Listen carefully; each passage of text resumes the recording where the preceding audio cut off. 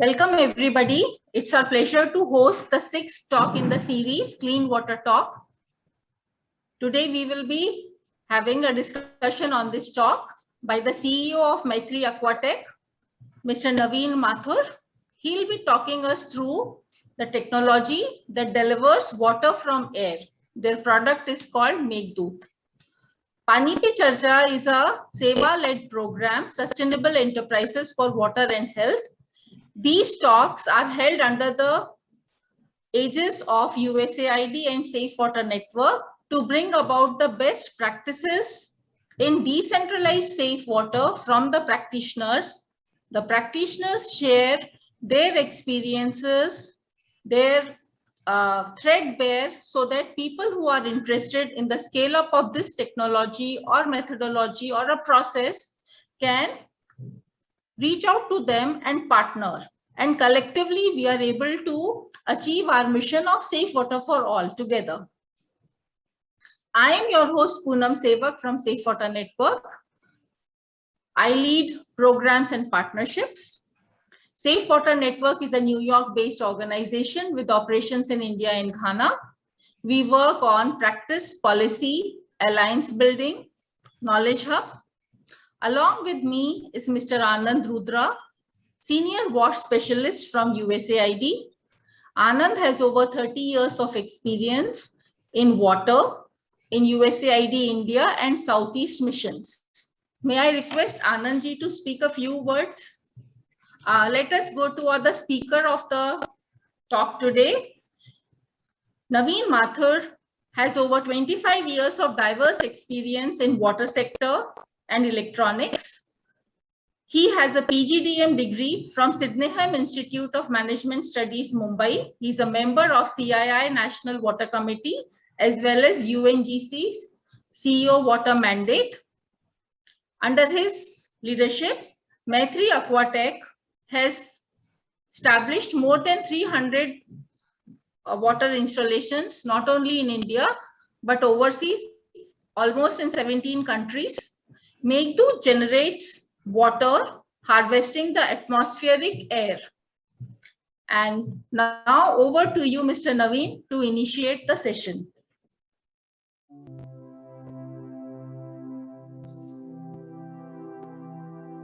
There are 3,095 cubic miles of water present in the air, recycled multiple times throughout the year by the natural water cycle.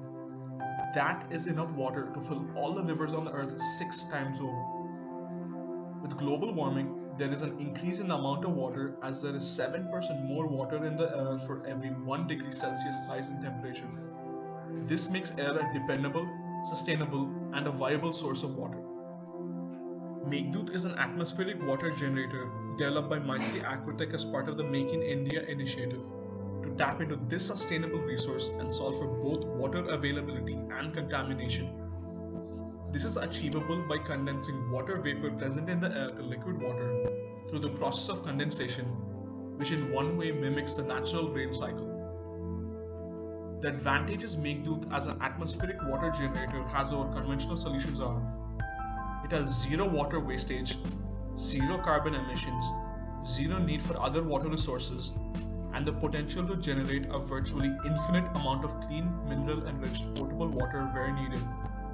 The solution is a sustainable and predictable source of water.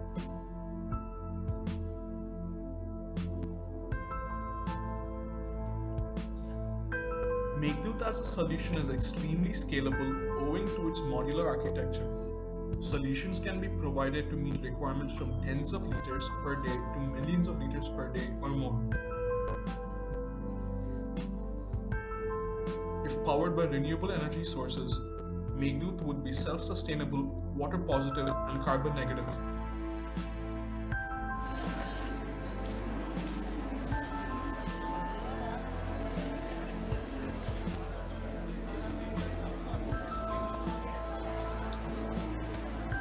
Hi guys, I'm Patrick Kilonzo Morua, all the way from Kenya, Waterman of Savo, to India. For me, this machine is a miracle machine that is ideal for all places in Africa, because now, as you know, we are at a dispensation of climate change, and the rain patterns have really changed.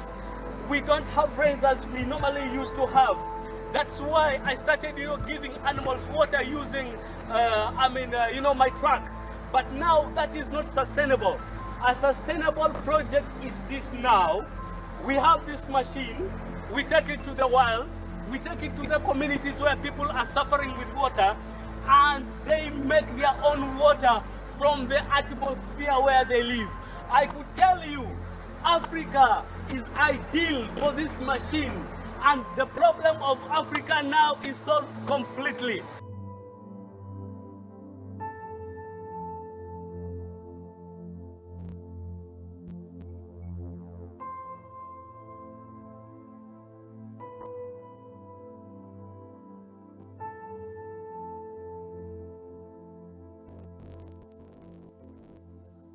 And it is very strange that even though 70% of our planet Earth is covered with water, there are huge issues globally when it comes to water security.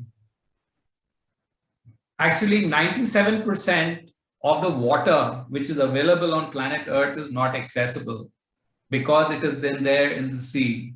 And the only way to get it is to clean it and make it accessible is through desalination, which is expensive and has an adverse impact on the environment. 2% of the water is locked in glaciers. And that leaves about 1% of the water, which is in terms of surface water as well as groundwater, which is actually today meeting the entire requirements of mankind, flora as well as fauna. So when you talk about water security, one of the biggest challenges is that while the demand for water is increasing, the supply is still the fixed. So supply has not been increasing through the years, as a result of which there is a growing shortage of water, especially in the global south, which has most of the population but limited water resources. In fact, our very own Niti Aayog has also come up with a report recently, which talks about 21 cities, 21 of the major cities in India, which are expected to go dry of groundwater in the next few years. So the situation is really dire and very, very precarious, and action needs to be taken as of yesterday.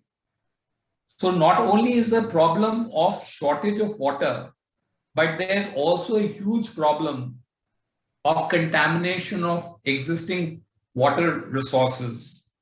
Rapid industrialization, urbanization, and population growth is leading to greater usage and greater contamination of existing water bodies. Besides this, there are, of course, other issues which are there in terms of aging infrastructure and poor quality of water impacting human health. So today, what the world needs essentially is a solution which is self-sustainable, a solution which is reliable, a solution which is predictable, which keeps the environment in balance and is easily accessible to mankind.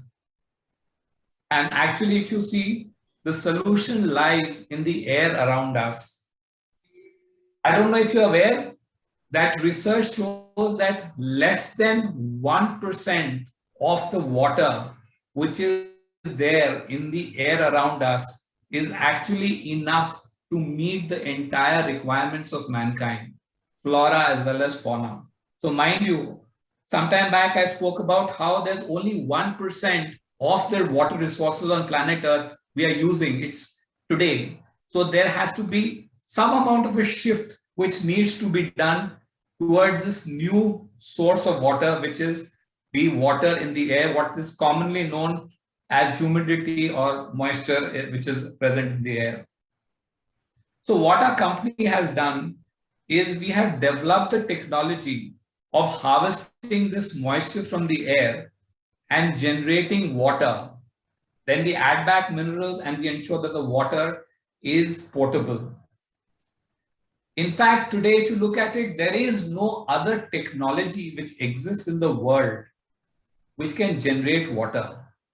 All technologies which exist today are essentially significant technologies So I would say, in a way, this is our company, i3 Aquatics solution, which is made in India, but for the world, so that to some extent we can mitigate the problems being associated with water, whether it be a problem associated with availability or else the problem associated with contamination of existing resources.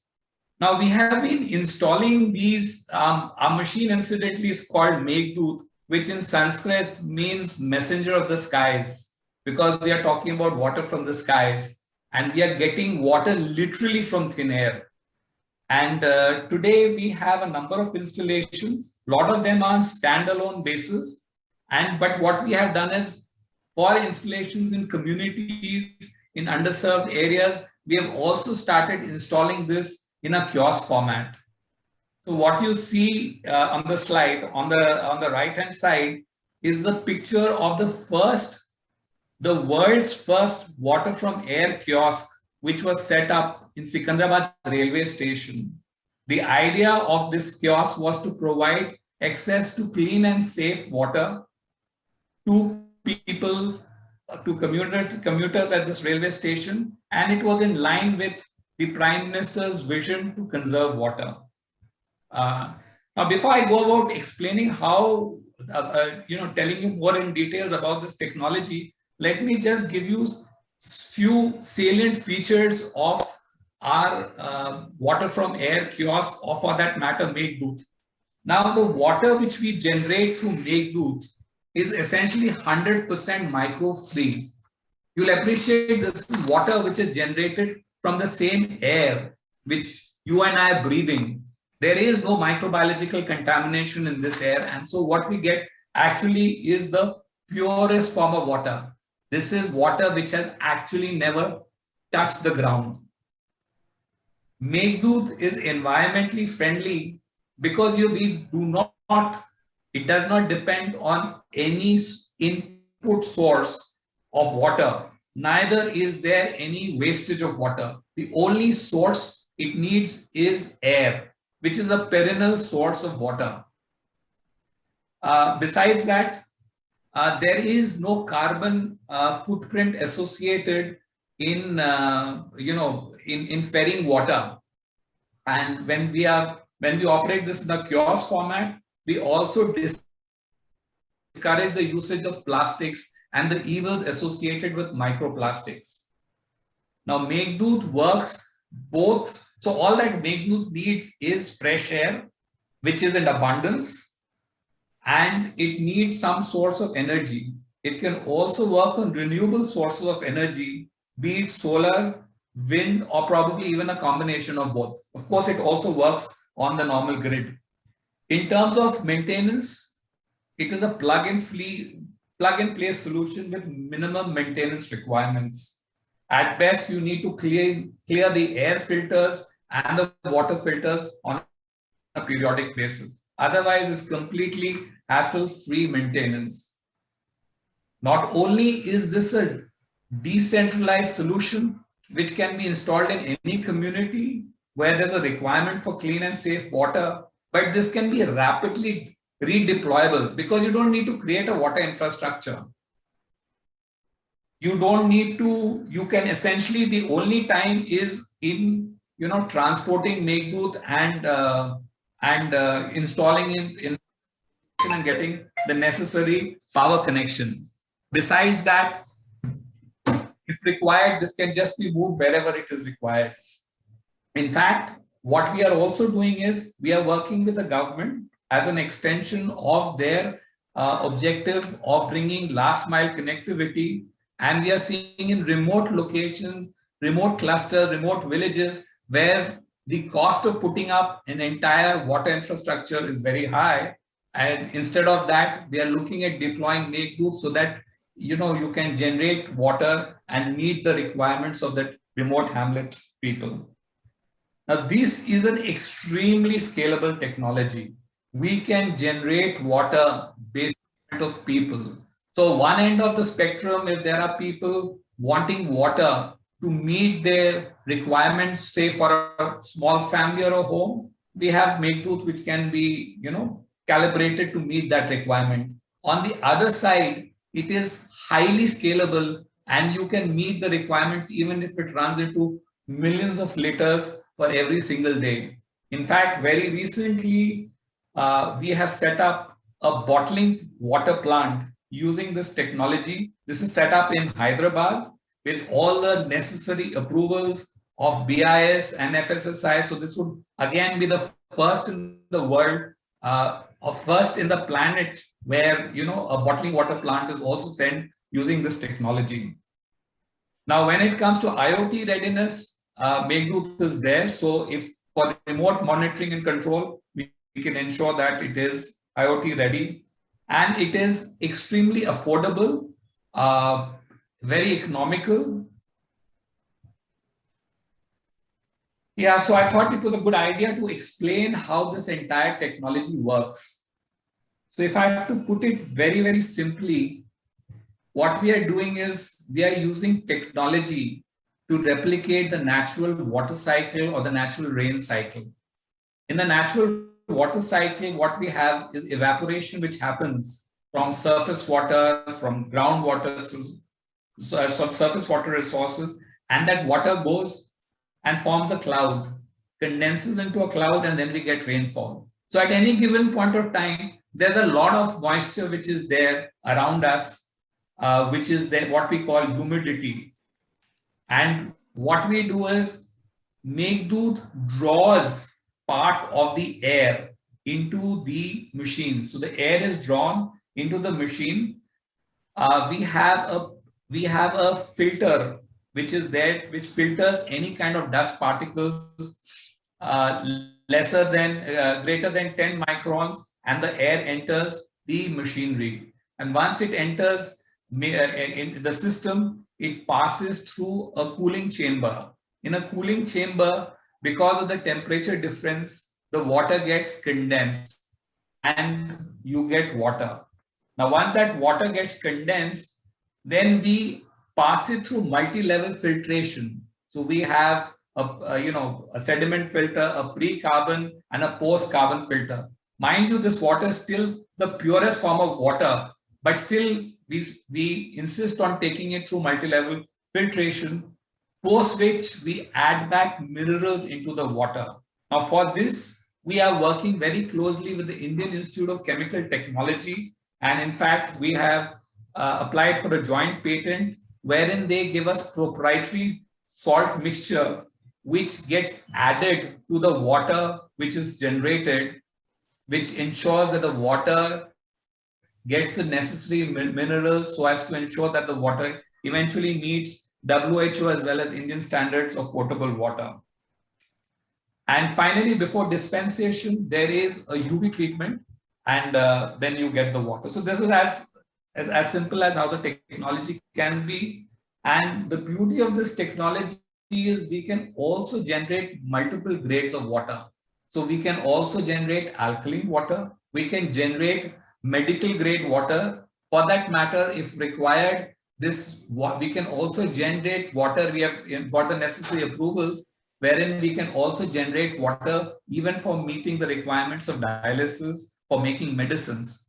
So that speaks volumes about the purity of water which is generated through this process. So in fact, what this technology does is it enables net consumers to become net producers of water. So rather than observing and depending on any external source of water, you have full rights and you can have your own personal source of water, generate water as per requirement, thereby making this the most predictable source of water which an individual, an organization, or a community can have. So capital expenditure, now this is typically what you see, the picture is of the Vizag kiosk, which is done with Safe Water Network and USA. We have launched this in the month of March.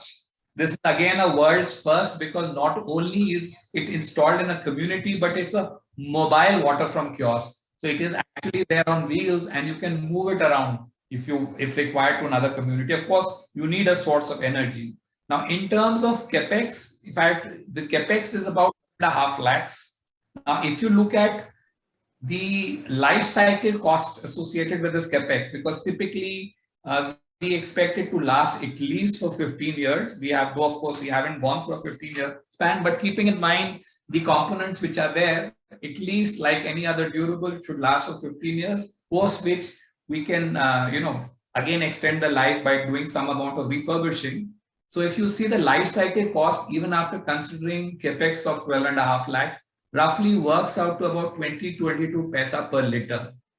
Now, what we do is we provide water, because water is a universal requirement and a universal right. So we provide access to water,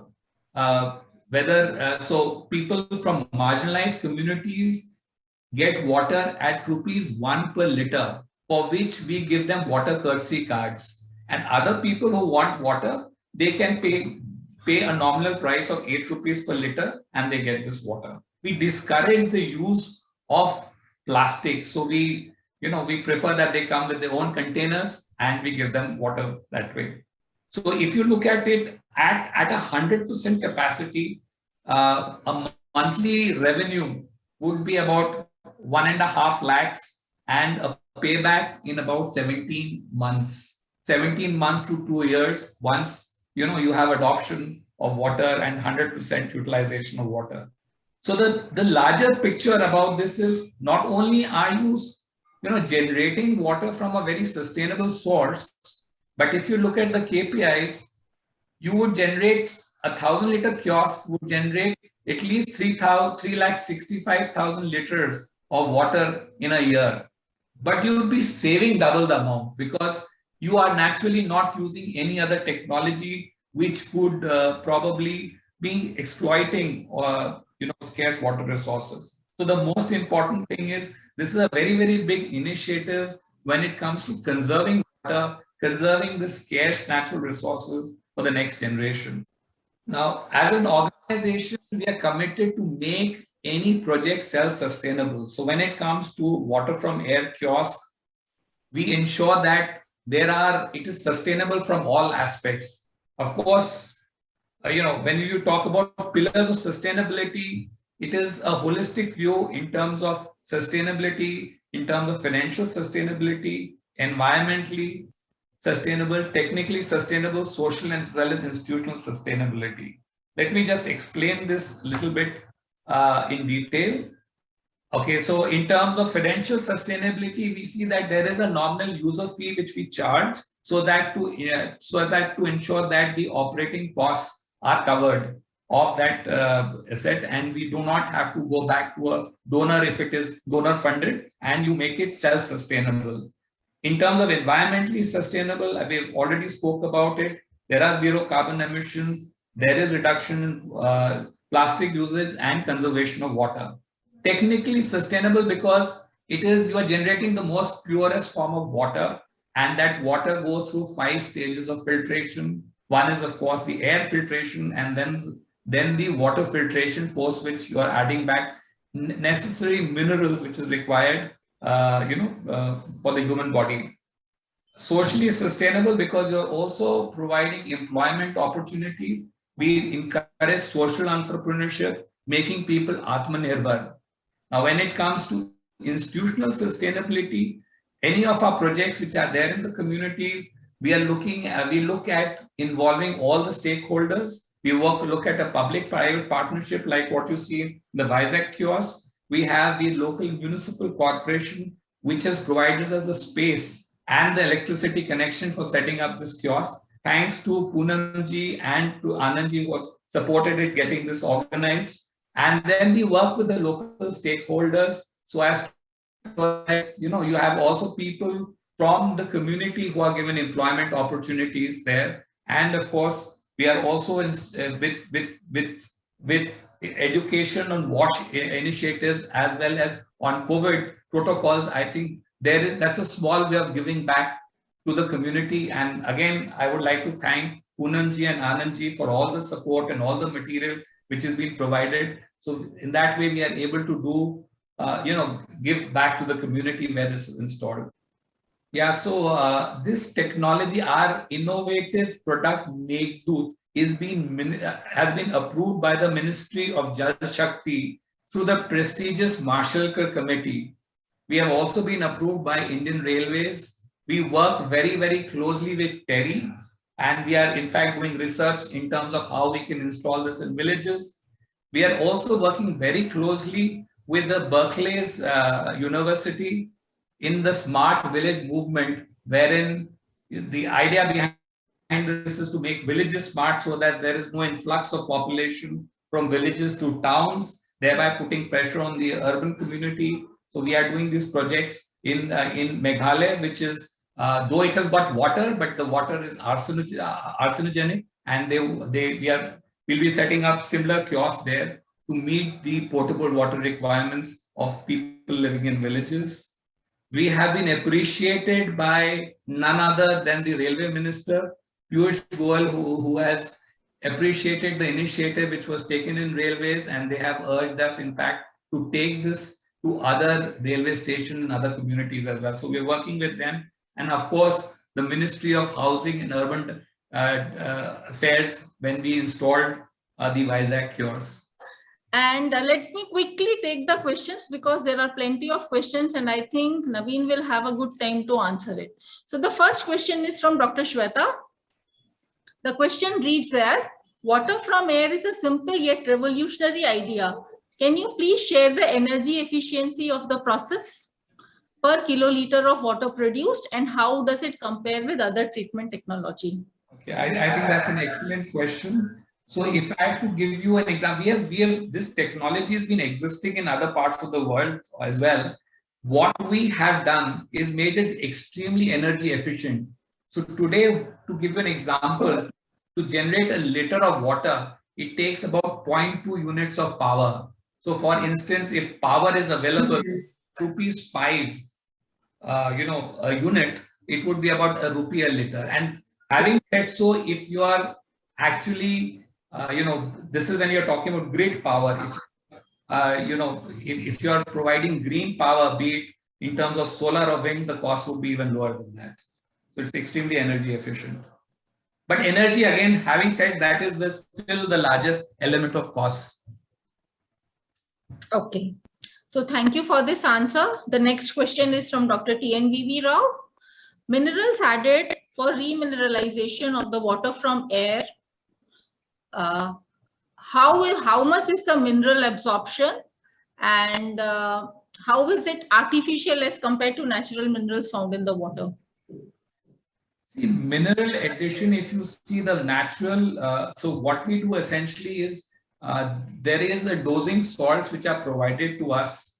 These are proprietary salts developed and suggested by Indian Institute of Chemical Technology. And these salt mixture is added in proportion to the water which is there, so as to ensure that the minerals get dissolved in the water, while ensuring also that you meet the requirements as well as the standards set up by WHO as well as the Indian regulatory bodies and of minerals which are required to be in the water. So it's, put it simply, it's done through dosing and it is very soluble. So it comes in the form of salts which gets dissolved in the water itself. Yeah, and what salts are these? They calcium, magnesium, sodium, then calcium, magnesium, sodium, all the major minerals which are there. Okay. So have we done any studies about how they are absorbed from the body, in the body, and anything to that effect, or are there studies yet to be conducted? We have not per se done any studies on that, but our partners, IICT, they have been doing constant research at their end as well. So, I mean, if you're asking as a company whether we've done it, so far we haven't, but yes, our partners, IICT, they've been, they have spent years of research on this topic, and definitely absorption of minerals is not a problem. In fact, if you see normally, if you are having a bottled water, what happens today, there are not sufficient minerals. So very often when we talk about mineral water, the water is actually demineralized, and as a result of which, when you drink that water, leaching happens, and that is why people land up having mineral supplements. However, we are very conscious about this, and we ensure that we add back necessary minerals to and ensure the TDS of the water is maintained as per WHO standards. So thank you very much for this answer, and we will keep in touch with you, and please continue to share as you progress so that the people in this forum are appropriately updated. We'll stay connected with you. Now, the next question comes from Dr. Hemant Sahasrabudhe. What is the air quality standards as per the IS code to extract water? See, if you look at the kind of installation which we have done, we have even in a highly polluted place like a railway station, where we've installed this, 2 campuses which are green. So depending on the kind of air which is there, we ensure that the filters are put in place. So it can handle different types of air. We just ensure that we adjust our filters and the membranes accordingly. So to answer your question, it is not restricted to a specific type of air. Okay, a follow-up question. Are there any ratio of humidity in air and water quantity for extraction, and what are the best situations to extract water? Yes, I think that's a very good question. So typically, if you see this, this extraction is a function of both humidity in the atmosphere as well as the temperature. Higher the humidity, higher the water content. So typically, if you have to look at the lowest level, we could extract even if there is 15% humidity. Below 15%, condensation would not happen. But of course, the extraction at 15% humidity vis-a-vis extraction at 70-80% would vary, but definitely it's possible till about 15% relative humidity in the atmosphere. What is the applicability of this technology in desert regions where you will definitely get a lot of sun, but the air does not have moisture? Again, an excellent question. In fact, Poonamji just wanted to tell you our first installation was done in Rajasthan in the Institute of Learning and Development, which is a desert region. And typically what happens in the desert region, your daytime humidity levels are lesser. So your efficiency levels are lesser in the daytime. However, the humidity levels at nighttime are relatively higher. So a substantial amount of compensation happens at night. So, you would obviously, you would still generate water, but not at 100% efficiency. Another question. Yeah, please.